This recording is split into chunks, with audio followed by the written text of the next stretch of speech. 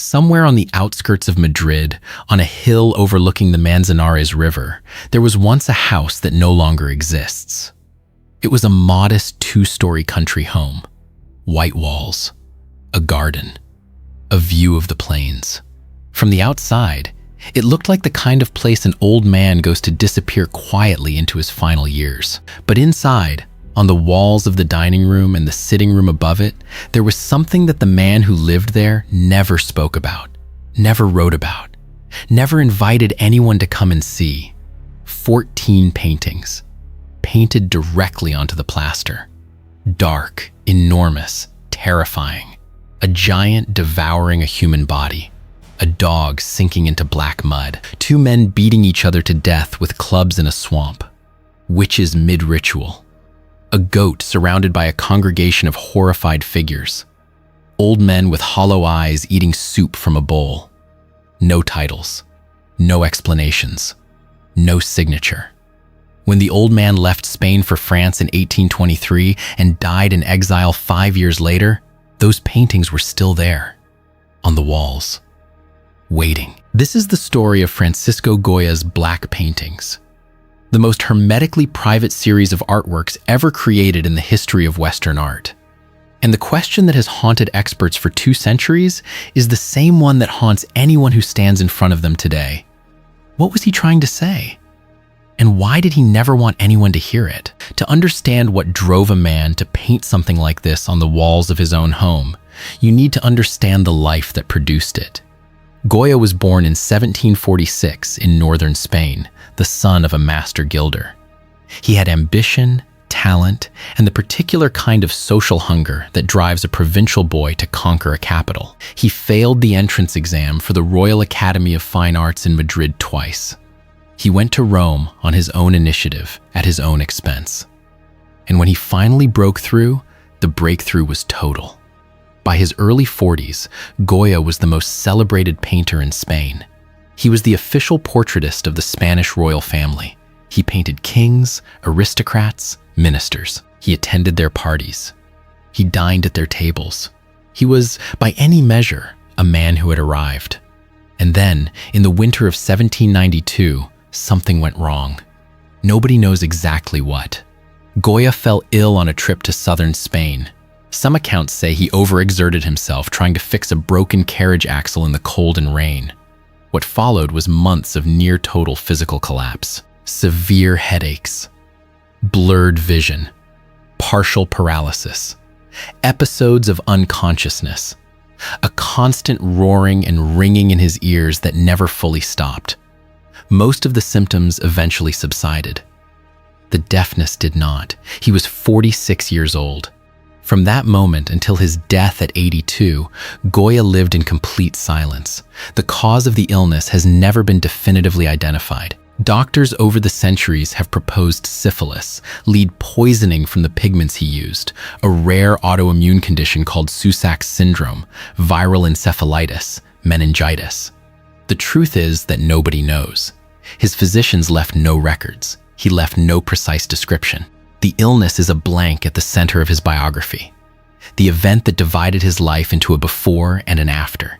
And that sent his work veering toward a darkness it never left. The before and the after are almost impossible to reconcile as the work of the same person. Before the illness, luminous royal portraits, charming cartoons for tapestries, bright scenes of Spanish life filled with color and social ease. A painter who moved through the world with confidence and pleasure. After, a slow, inexorable descent into something else. His disasters of war etchings, made during the Napoleonic occupation of Spain, show mass executions, mutilated bodies, starving civilians. Images of such ferocious honesty that he kept them in a drawer and never published them during his lifetime. They were released 35 years after his death. Spain itself was unraveling around him. The Napoleonic Wars had shattered the country. The restored king, Ferdinand VIE, was a repressive autocrat who reinstated the Inquisition and began hunting down liberals. Goya, whose sympathies were well known, was watched. He had survived politically through his career as a court painter, maintaining a calculated ambiguity that kept him useful to whoever held power. But by 1819, at the age of 72, the balance was becoming impossible to hold. He bought a house. He moved out of Madrid.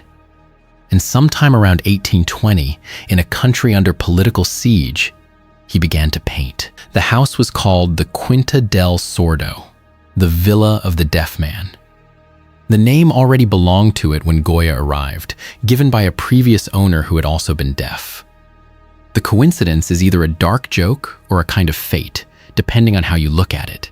He painted directly onto the plaster walls, not on canvas stretched over frames, not on panels he could move or store, on the walls of the rooms where he lived, which means he painted knowing, or not caring, that the works could not easily leave the house, that they would stay there in those rooms, whether he was there or not. He covered both floors, the dining room on the ground floor, the sitting room above. 14 images in total, arranged around the spaces where he ate, rested, entertained the rare visitor.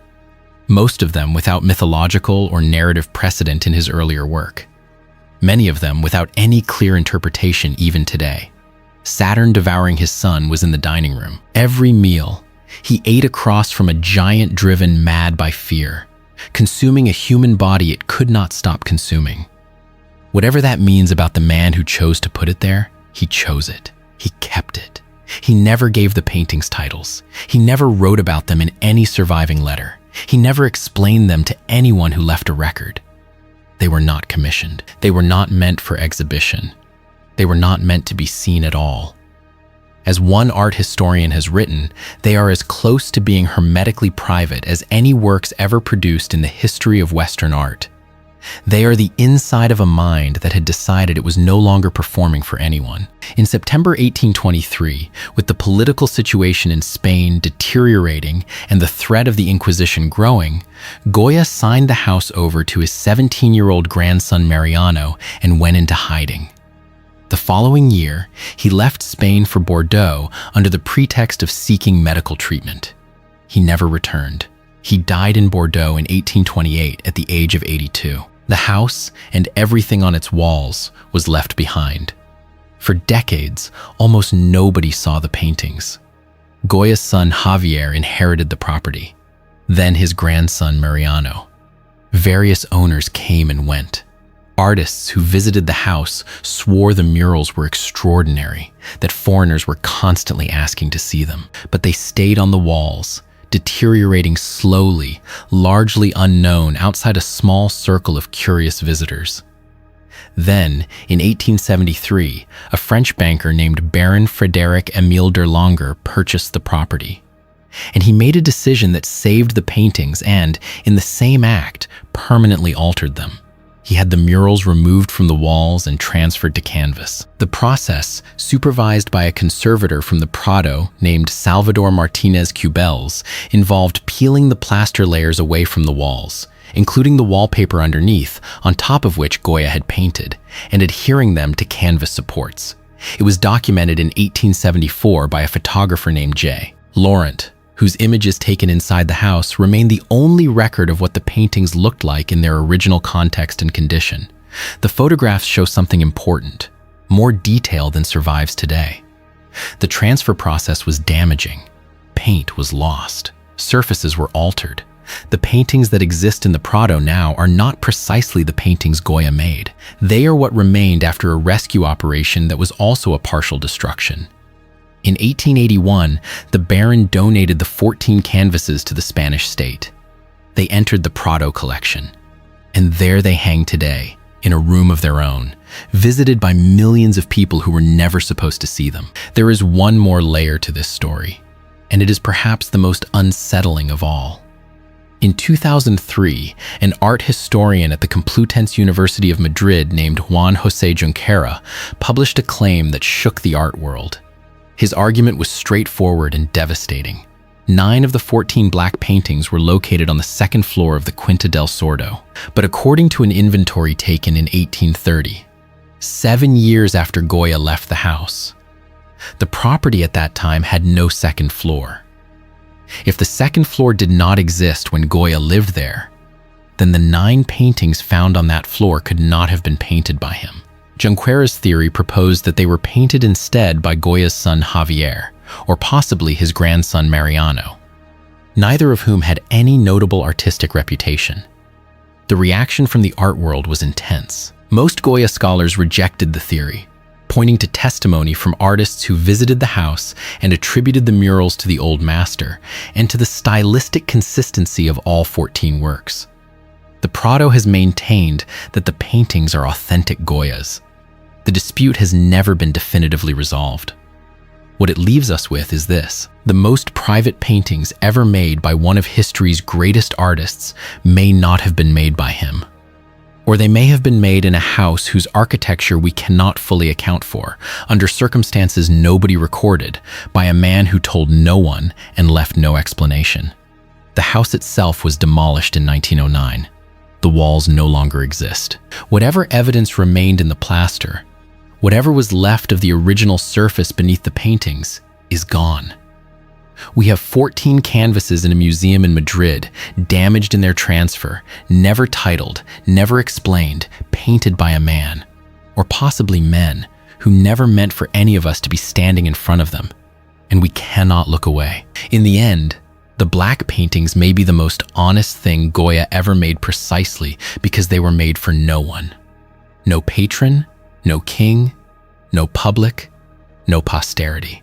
If you want to see another artist who poured his most private terror into a work he tried to keep hidden from the world, and the extraordinary way that secret was eventually discovered, click on the video appearing on your screen right now. I'll see you there.